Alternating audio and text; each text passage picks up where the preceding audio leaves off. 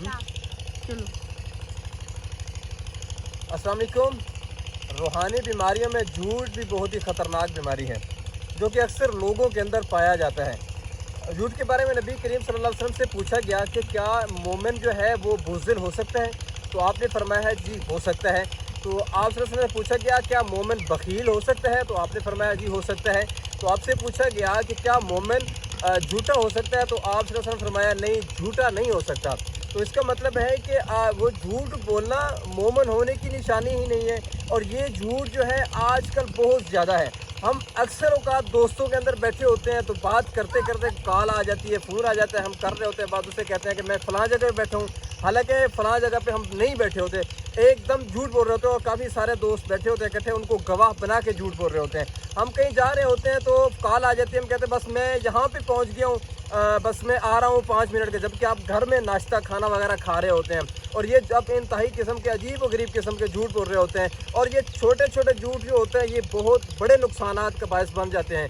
इनका जो झूठ का जो असर है सबसे पहला वो ये होता है कि बंदे का एतमाद खो जाता है, और एतमाद का खो जाना एक बहुत बड़ा नुकसान है। और इससे जो है झूठ बोलने से चेहरे की रौनक, दिल की रौनक चली जाती है।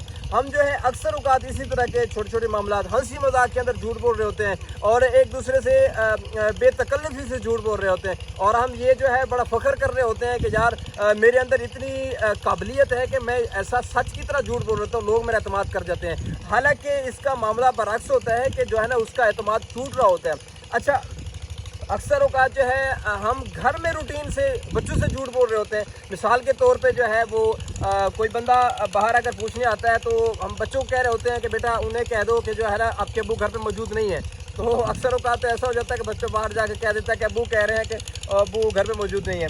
तो इसी तरह जो है ये बहुत ज़्यादा झूठ होता है कि बच्चों में सरायत कर रहा होता है और बच्चे झूठ की आदत बन रहे होते हैं। अच्छा, इसके अलावा जो है हम अक्सर औकात जो है बच्चों को कोई चीज़ वो नहीं छोड़ रहे होते हैं, हम कहते हैं बस ये उठा के उसको इशारा करते हैं ये कवा ले गया। ये छोटी छोटी बातें बहुत ज़्यादा झूठ में आ जाती हैं। अच्छा, इसके अलावा जो है हम घर वाले कहीं जा रहे होते हैं, वालिदैन दादा दादी कहीं जा रहे होते हैं, तो बच्चों को कहते हैं कि जो है हम डॉक्टर के पास जा रहे हैं, हालांकि वो अपने शॉपिंग या हंसी खुशी की तरफ जा रहे होते हैं, और बच्चों को ये झूठ बोल देते हैं। और इसके अलावा बच्चों को डरा रहे होते हैं कि वो बला आ रही है, वो आपको खा जाएगी, वो मलंग आ रहा है आपको पकड़ के ले जाएगा। इस तरह के जो है ना ये बहुत बड़े झूठ होते हैं।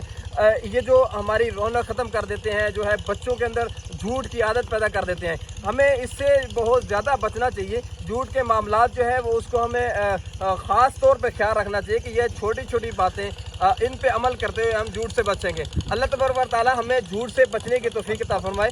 आमीन सुम आमीन। जज़ाकुमुल्लाह खैर। अस्सलाम वालेकुम व रहमतुल्लाह।